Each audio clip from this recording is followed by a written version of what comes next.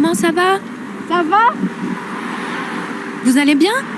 Vive l'Algérie! Vive le Maroc!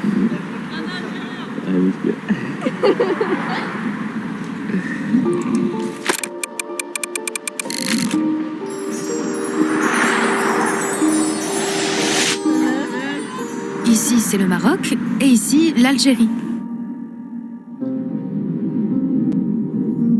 Deux des pays les plus proches en termes de langue, de dialecte, On se sent à la maison. de culture, d'histoire, de passé et de présent. Deux pays qui pourraient devenir des géants grâce à leurs ressources. S'ils s'unissaient, ils pourraient faire trembler l'Europe. Ils partagent des frontières. On peut passer de Libye en Tunisie et de Tunisie en Algérie. Mais lorsque vous atteignez ce point-là, la frontière Algérie-Maroc, elle, est fermée. Si vous voyagez en avion, vous devez passer par un troisième pays pour arriver au Maroc. Pas besoin de visa pour les Marocains en Algérie, ni pour les Algériens au Maroc. Les deux peuples s'aiment beaucoup, malgré ce qu'on peut voir sur les réseaux sociaux. Après avoir voyagé dans ces deux pays et rencontré leurs habitants, je peux dire que c'est presque un seul et même pays.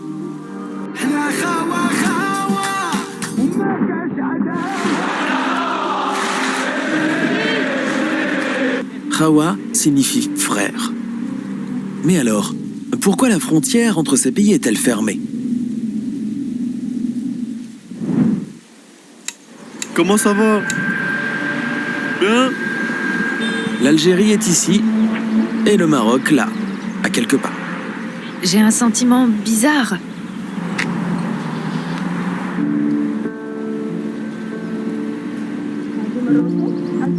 Le Maroc est ici, et là, c'est l'Algérie. Les frontières algéro-marocaines. Voici les frontières.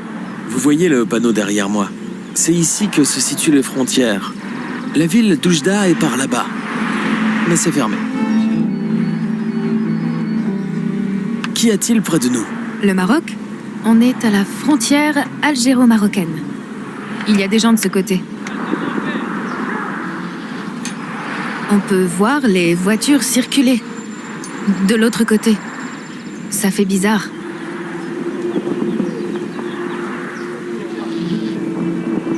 Des frères, des frères. Entre les deux côtés, il y a une tranchée et des barbelés. Merci, merci. Il a dit quoi? À tes souhaits. Il a éternué. Ah, je vois. Et l'autre lui a dit à tes souhaits. Il a entendu son éternuement depuis là-bas. Et il a répondu. On est à quelle distance du Maroc? Il suffit de traverser ceci. Et ensuite, on sera au Maroc. Regardez, juste ceci. Les gens viennent saluer. L'été, on voit beaucoup de gens qui se tiennent ici et nous saluent. Vous saluez en retour? Ouais. C'est un sentiment spécial. Je ne saurais pas décrire ce que je ressens quand je vois quelqu'un d'un autre pays si proche de moi qui me salue. Il suffit de traverser ici. On pourrait le faire à pied, mais il y a des barbelés. En un seul saut, vous vous retrouvez au Maroc. Les gens se tiennent ici et font coucou et ceux d'en face les saluent en retour. Il y a aussi des familles. Je capte le réseau marocain, là. Ce n'est pas un signal algérien. Ils forment un seul peuple, le peuple du Grand Maghreb. La colonisation française est la raison principale de la confusion des frontières entre les deux pays et de l'absence de démarcation claire. Cela engendra un conflit qui mena à la fermeture de la frontière en 1994. Nous ne souhaitons que des bonnes choses pour ces pays et qu'ils se donnent la main comme des frères en Allah.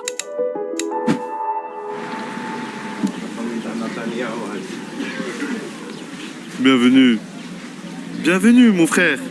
C'est pour toi. Bienvenue, paix sur toi. Bienvenue à Beit El Marquis, notre boutique d'épices à Magnia. Magnia est une ville réputée pour ses épices. Elle est située à la frontière avec le Maroc. Quand les frontières étaient ouvertes, on venait les uns chez les autres.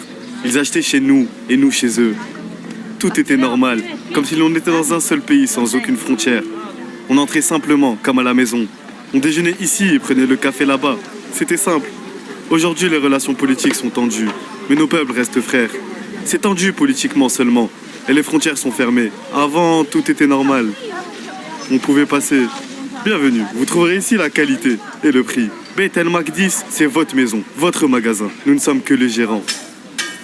Il y avait du commerce à la frontière algéro-marocaine avant sa fermeture. Il y a 4 ou 5 ans, les gens pouvaient entrer et sortir informellement. On trouve beaucoup de stands d'épices au marché de Marnia. Vous voyez cet objet qui ressemble à un pot? Ce n'est pas un simple pot, ça s'appelle un tagine. Et tous les plats cuisinés dedans s'appellent aussi tagine. Non loin de la ville de Marnia, il y a la ville de Tlemcen. Une ville charmante et chargée d'histoire. Maintenant qu'on a vu la frontière, on se rend à Tlemcen. C'est une ville un peu différente, ce n'est pas le même style qu'Aron. On trouve des marchés et des gens en passant par le centre-ville. C'est le cœur de la ville. Cette ville a une âme. Tlemcen est une cité millénaire. C'est une ville d'histoire, de civilisation et de culture. La civilisation remonte à la préhistoire. On l'appelle perle du Maghreb car c'est une perle dans tous les sens du terme. C'est-à-dire que jusqu'à présent, Tlemcen et ses habitants préservent leurs coutumes et leurs traditions. Parmi les sites islamiques algériens, 70 se situent à Tlemcen. On y trouve une magnifique grotte. Voici l'entrée de la grotte. Regardez cette grotte. C'est l'une des plus grandes au monde. Regardez ça dans la ville de Tlemcen. Je découvre son existence. Normalement, il faut beaucoup marcher pour accéder à ce genre de grotte. Ici, on entre directement. On a simplement franchi un portail. Les grottes de Beniad figurent parmi les plus belles au monde. Elles font 145 km de long et 57 mètres de profondeur. Elles ont plusieurs millions d'années. Malheureusement, seuls 700 mètres sont ouverts à la visite. Elles sont reliées aux grottes de Wouriat à Oujda, au Maroc. Les résistants algériens venaient ici pour s'abriter et se cacher. C'était leur base principale. Mais il y a d'autres halls secondaires. C'est vraiment unique. Nous sommes dans le quartier de El Hebad, devant le monument dédié à Sidi Boumedienne, qui a pris part aux croisades avec Saladin. Bienvenue, mon fils. Tu es dans le quartier Al-Obad, un lieu de vénération où l'on trouve le tombeau du sage Sidi Boumedienne. C'est là-bas. La mosquée fut construite en 1338. Elle est toujours en bon état. Les capitales du Grand Maghreb. Il y a Tlemcen, Fès, Kairouan en Tunisie.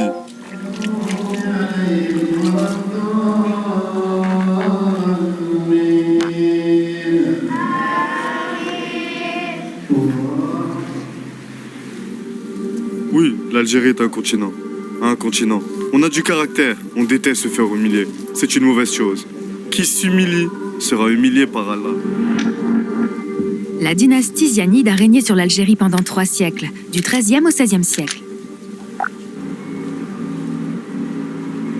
Voici la devise des Zianides. La gloire et le royaume éternel appartiennent à Allah. C'était en arabe. La devise de Grenade, c'était « Il n'y a de conquérant qu'Allah ». C'était la dernière vidéo sur l'Algérie, les gars. Il reste beaucoup à voir, c'est un continent. Pour notre prochain voyage, on ira dans le désert, Inch'Allah. Toutes les vidéos sur l'Algérie ont été tournées sur 10 jours.